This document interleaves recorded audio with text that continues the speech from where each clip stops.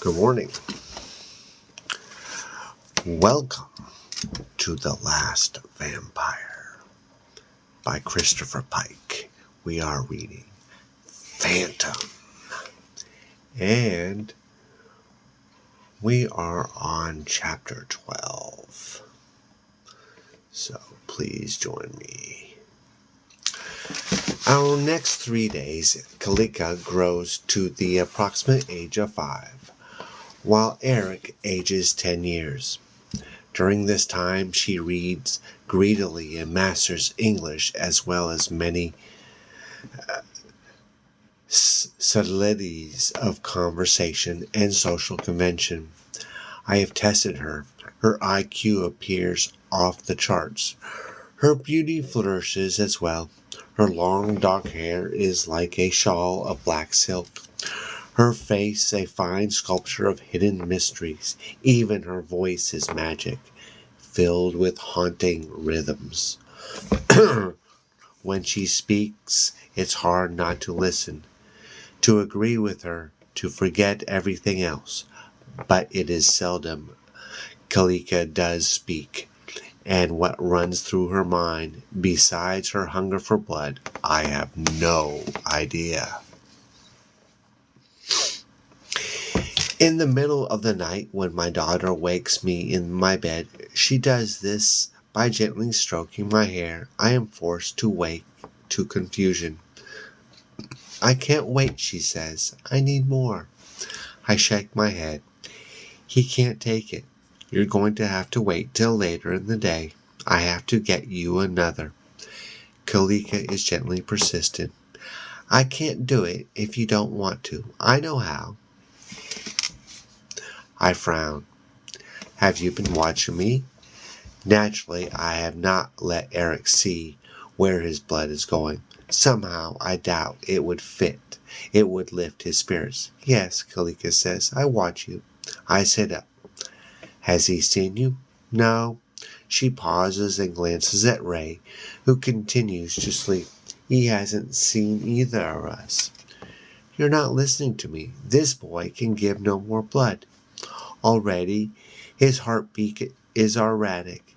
In a few hours, when it is light, I will go out and find another supply. Until then, you will have to be patient. Kalika stares at me with her dark blue eyes. Perhaps it is my imagination, but I catch a glimmer of red in their depths. She smiles slightly, showing her front teeth. I have been patient, Mother. That is her new name for me. I will just take a little of his blood, and then we can go for another supply. We can go in a few minutes. I snort. You're not going with me. You're a little girl. Kalika is unmoved. I will come with you. You will need me. I pause. Do you know that for sure? Yes. I don't believe you. Kalika loses her smile. I won't lie to you, Mother. If you don't lie to me, don't give me orders. You are to do what I say at all times. Is that clear? She nods. As long as you don't lie to me. She adds as if it were related. How is Paula doing? Her question confuses me. Kalika has never met Paula. How would I explain that if I have given birth to a child, that she has grown to 5 years of age, all in a month? Of course, I have talked about Paula with Ray. Perhaps Kalika was listening. Why do you ask, I say. Kalika glances at Ray. I'm curious about her. She means a lot to you. She's my friend. She's doing fine. One day you will meet her. Do you promise? I hesitate. We'll see. I throw off the covers and put my feet on the floor. We can go out now, if you insist. But we're not disturbing Eric anymore. Kalika puts a hand on my leg. It is still a small hand, but I have to wonder if I would be able to stand if she didn't want me to. I doubt it. And do not try to brush her fingers away. It is a terrible thing to be afraid of one's own daughter. I will take only a little of his blood, she repeats. How much? 8 ounces. That's not a little, not for him. He is weak. Don't you care? Kalika is thoughtful. When she gets that way, she stares at the ground. I have no idea what she looks for. Her eyes close halfway. Her breathing seems to halt. The overall effect is disturbing. Finally, she looks up. I care, she says. But not in the way you mean. I'm curious. She is still an enigma to me. What do you mean? She shakes her head. I cannot explain, Mother. Kalika leaves me to get dressed, knocking lightly on Eric's door. I step in his room. I have not been able to untie him as I had hoped. As his strength has failed, his behavior has become more desperate. He thinks only of escape, or of his own impending death. I wish I could release him, an unhappy bundle of nerves stuffed in a stale corner. He twitches as I step into the room. No, he moans, I can't. I kneel by his side. I need just a little, less than last time. He weeps. Why? You know I can't tell you why. But it will be over soon. Eric, I promise. I'm going out right now. To get someone else. Oh my goodness. I wonder what's going through his mind.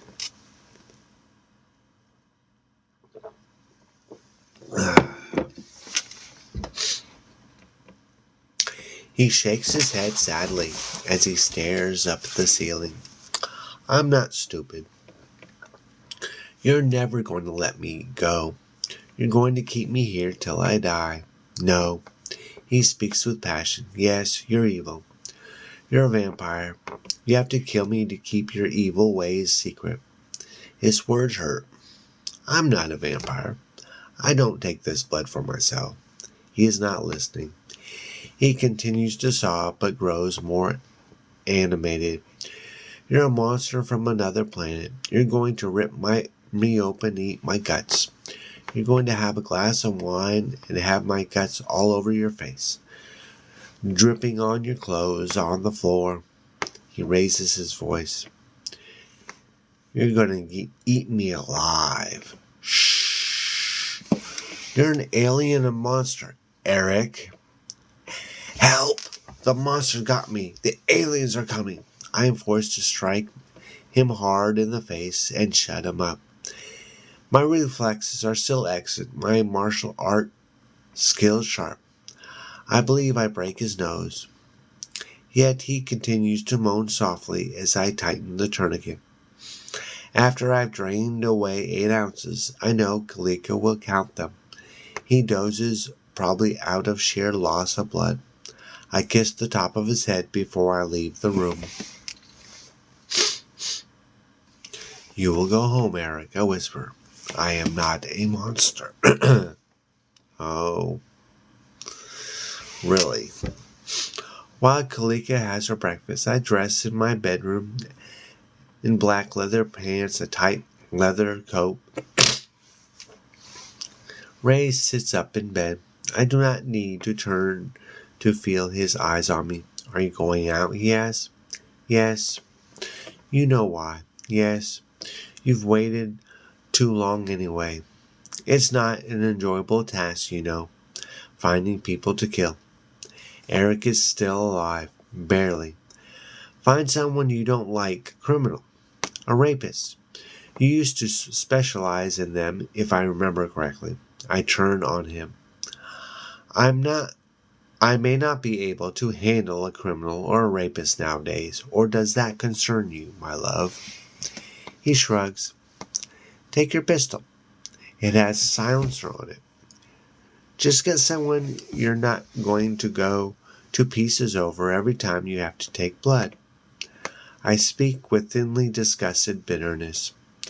You didn't answer my question, my love, but I suppose that is the answer enough. You know I enjoy the little family we have here. A gorgeous daughter, who is a medical and historical first, and a supposedly loving boyfriend who has forgotten what the words friend and love mean. I mean, you've got to admit, 5,000 years of intense experience has really helped me create the perfect domestic environment. Wouldn't you agree? He is unimpressed by my outburst. You create what you want. You always have. If you don't like it, you can always leave. I snort. Leave you with Kalika? She would starve in a day. I doubt that Kalika will need either of us soon. She's not a normal child, you know. He adds, not like Paula's child will be. I stop. Why did you say that? He ignores me. When is her baby due exactly? Soon. I frown. Why were they both dropping remarks about Paula? She's not having a baby anymore, I say carefully. She lost it. He waves his hand. Yeah, right. She got kicked by a donkey. A donkey, I think. Yeah, that's right. I turn away. Seymour was right about you. Ray is instantly alert. You spoke to him? When did you speak to him? I reach for my black boots. None of your business. What did he say about me? I glare at him. He said that Eddie Fender's blood has warped your mind. He told me not to trust you, which was probably good advice. Eric relaxes. Good old Seymour. Did you invite him down for a pleasant evening of food and conversation? I have my boots and I stalk out the door. He is not interested in our problems. I lie. He has better things to do with his time. But Ray's final remark makes me pause outside the door. I hope you didn't tell him about Kalika. I really hope you didn't. I glance over my shoulder. Of course not. He would never have believed me if I had. Ray just nods and smiles. Interesting. All right, now we are on chapter 13.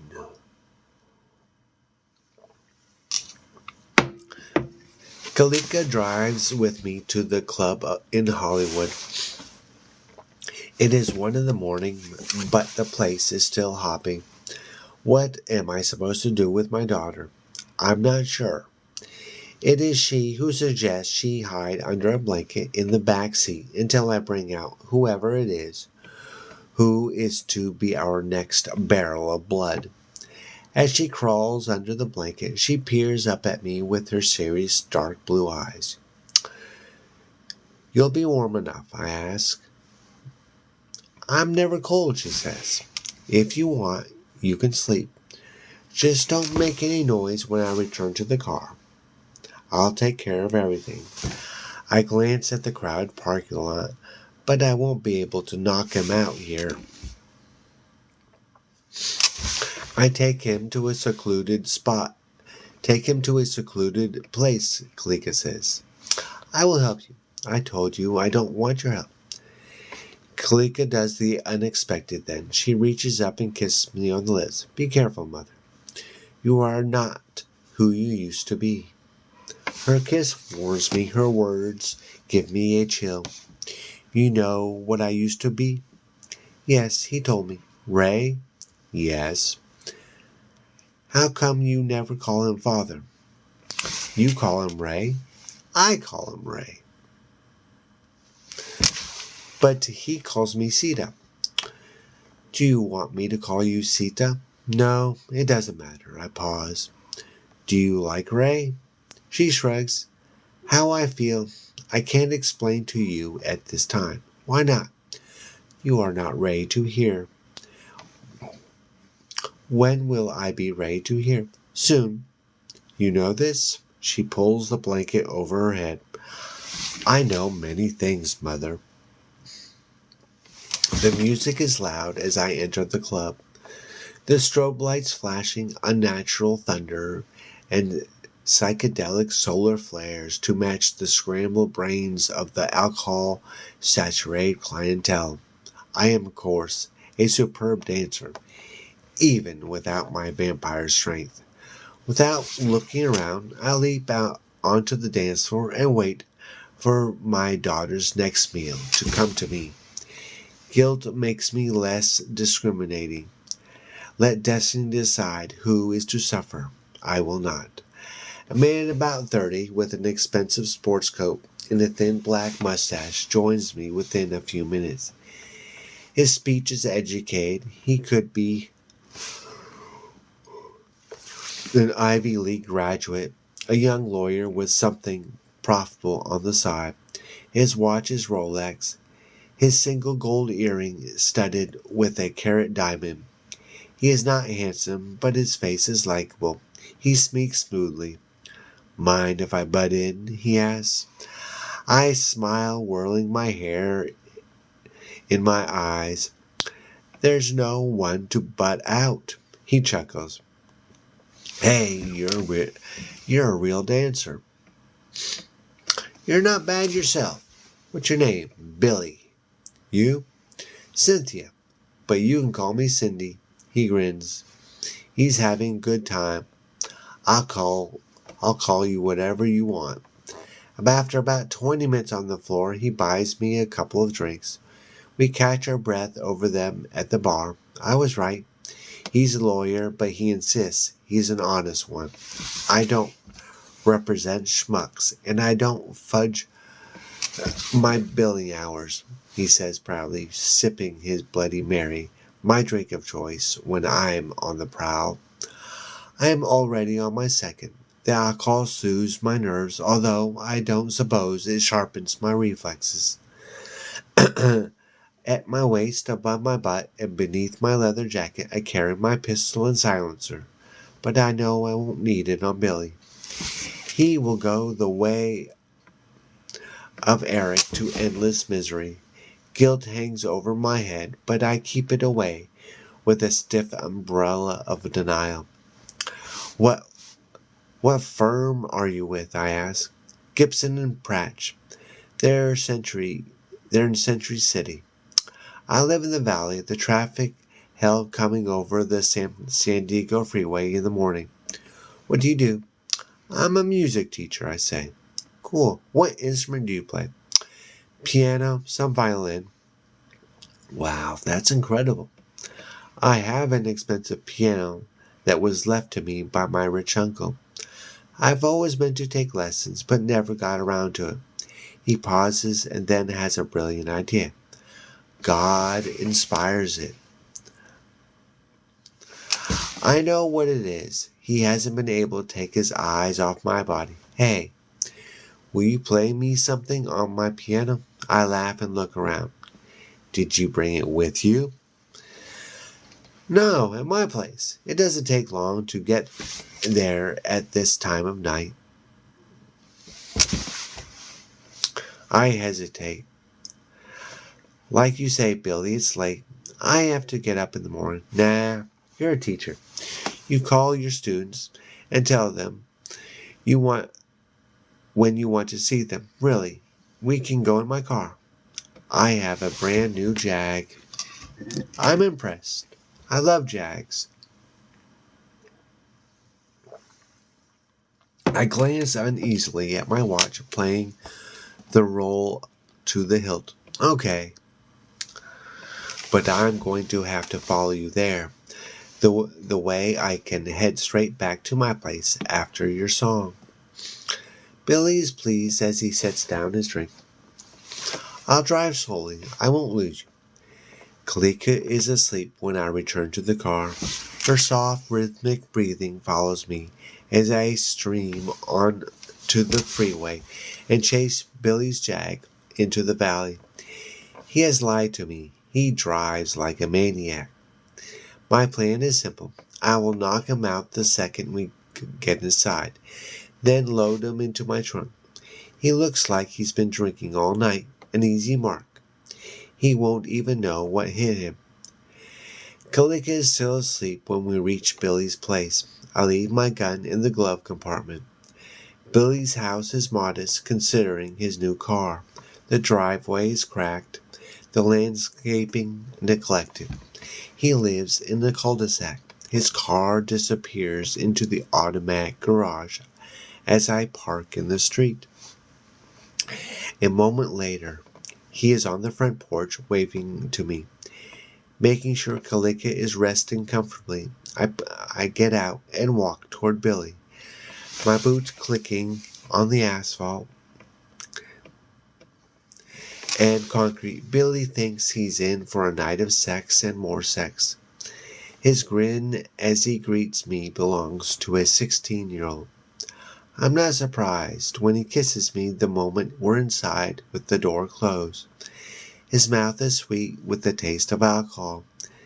His groping hands moist with the shrill of seduction. He presses me against the wall, and I have to turn my head to catch my breath. Hold on a second, Billy, I protest. You haven't even shown me the house. And where's your piano? He stares at me with a gleam in his eyes. I don't have a piano. What do you mean? You said your uncle. I don't have an uncle, he interrupts. Right then, I smell it. The odor is faint, probably something most young would miss, but I have had extensive experience with this smell. I don't need supernatural nostrils to identify. Somewhere in Billy's house, perhaps buried beneath his bed, perhaps cemented into his bathroom floor, is one or more dead bodies. My best estimate as I look deeper into his maniac eyes is that it is more than one. I curse myself for being such a fool, for being caught off guard. Certainly as a vampire, I would have heard his lies a mile away. Careful, I let none of my insights show on my face. That's all right, Billy, I say. I don't know how to play the piano anyway. He is dizzy with pleasure. You lied to me? We lied to each other. There is a single metal click. The sound is very specific. The snap of a switchblade. His right arm begins to slash upward. He is close to me, though. Perhaps too close, giving me a nudge in the chest. I yank to my knees. I yank my knees up as hard as I can, catching him clean in the groin. But Billy must have balls of steel. My blow stuns him, but he doesn't double up in agony. His switchblade continues its terrifying course toward my throat. Only by twisting to the side at the last second do I manage to avoid having my jugular severed. But even though... Oh no, is it already that time? Double check. Oh, we got 5 more minutes, thank goodness.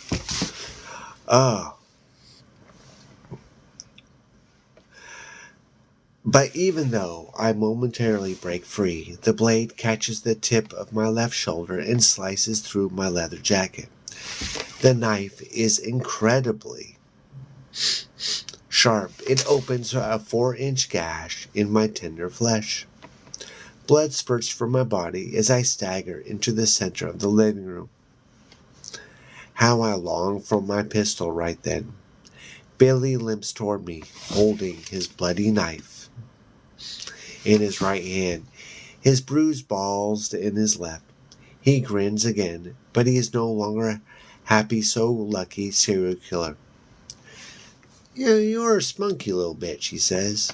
I grab a vase of flowers and cock it back in my right hand. Stop it. I'll scream if you don't. He laughs. My nearest neighbors are old and hard of hearing. This house is completely soundproof. Scream all you want, Cindy. My name's not Cindy. Yours isn't Billy. He is surprised. Who are you then? Why should I tell you? because I want to know before you die. I hardened my voice. I am Sita of the ancient past. I am older than I look, and I have dealt with scum like you before. It is you who will die this night, and I don't care what your name is. He charges. He moves fast for a non-vampire. The vase, of course, I throw at him merely to upset his balance, but he seems to know that ahead of time. He ducks and prepares for my real blow. I am already in the air, however, lashing out with my right foot, the heel of my foot aiming for his sensitive spot on his jaw that professional boxers covet. One hard punch will put him out cold. Unfortunately, my human muscles fail me once again. I am short on the reach. As a result, my devastating kick barely connects his jaw. The blow backs him up, cuts him even, but by no means puts him down. Wiping his face, he has hatred in his eyes. Where did you learn this stuff? He demands. Through a correspondence, of course, I snap as I begin to circle. Now I have lost the element of surprise. He watches my feet as he stalks me with his knife. Someone has trained him as well. I see he does not lunge carelessly, but plots his strikes. One such swipe of his knife slashes open the back of my right hand. The pain is electric, burning my blood everywhere. Still, I maintain my balanced stance, circling, searching for an opening. He is skilled at defense, however. He never stops moving his arms. I know I can't let him catch my leg. He would probably saw off my foot and make me watch. Then he makes a mistake, going for my eyes. He subtly telegraphs his intention. My initial reaction is simple. I duck. Then I leap up just after the knife swishes over my head and sweep his lower legs with my left foot. The move is kung fu, very old and effective. Billy, or whoever the hell he is, topples to the floor. I am on him in an instant. When he tries to rise, I kick him in the face, and then again in the chest. He smashes into his coffee table, and his knife bounces on the blood-stained carpet, and I kick it away. Lying on his back, breathing hard, he stares at me in amazement. Standing over him, I feel the old satisfaction of triumph. I step on his left wrist and pin his arm to the floor. I actually can play piano, I say. If you had an instrument here, I could play Mozart's Requiem for the Dead after I stuff you in a closet. He still has a weird gleam in his eye. Is your name really Sita? Yes. Alright. So that is where I have to stop. Okay. And now it's time for self-promotion time. I am the YA horror author of Vampire Juice. It is a horror mystery adventure with vampires and teen romance. It is reminiscent of Fear Street, Goosebumps, Are You Afraid of the Dark, and of course, Lost Boys. It is character-driven and fast-paced. And today, we are going to read a short excerpt just for fun. A snorting sound jostles me awake. I scan the room. Everything looks the same. Then I hear a high-pitched whistle. Is the window cracked open? I check the window. It is locked. Where's that sound coming from? 3 quick snorts echo from my bed. I walk over to Amanda and wait. Her nostrils flare and create a shrilling sound.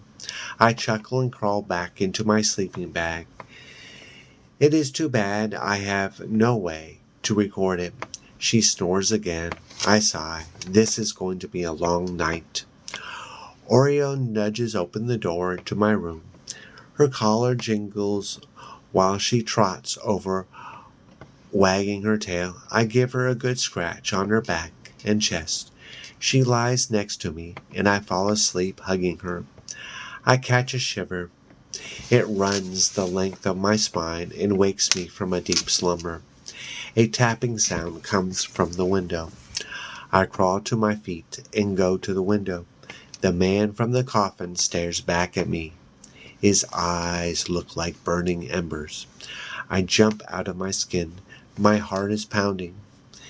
It is beating so fast that it feels like it's going to leap out of my chest at any second. Oh my. There we go.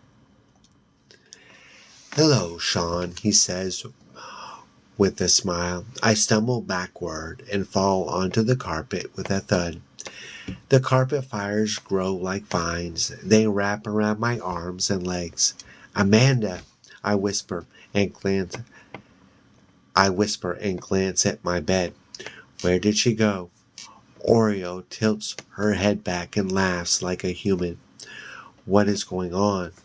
She steps towards me with a grin. Buddy, what are you doing? It's snack time, Oreo replies, and then licks her lips. I struggle to pull the rug fibers loose. They do not budge. She steps towards me. What am I going to do?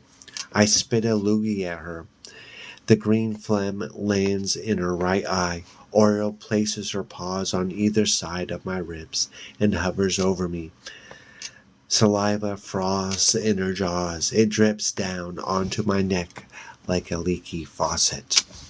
Her warm breath lingers on my larynx and floats into my nostrils. She smells like my grandmother's attic filled with old sweaters and mothballs. A deep growl forms in Oreo's throat. She opens her jaws and bares her pointy fangs. Amanda, I scream. And that is where I stop. Well, and if you're interested, my link is in the bio. Vampire Juice. Thanks for watching, and tomorrow Monday we will continue The Last Vampire, Phantom, and we will find out what happens to Billy.